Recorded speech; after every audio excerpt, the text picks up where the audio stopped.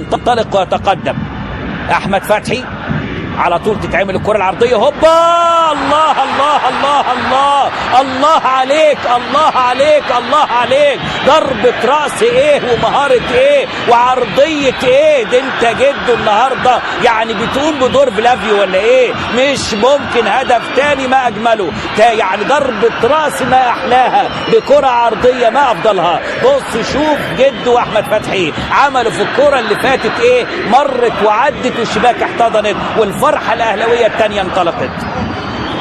2-0 الدقيقة رقم، لكن الحالة اللي فيها طلائع الجيش للأمانة الحالة قليلة. بص شوف أحمد فتحي عمل إيه، بص قبل ما يعمل عرضية، يا ولد يا جدو، يا ولد يا جدو، ده بيكتشف نفسه من جديد مع مانويل جوزيه، راح لها بالجزء الخلفي ولا الجزء الأمامي، والله بالجزء الأمامي من رأسه، حطها بشكل ممتاز جدا جدا. جدو وكأنه يعني بيلبس طاقية لخفة ولا إيه، بيظهر صورني صور، بيقول للكل صورني صور، يعني اللقطة حلوة.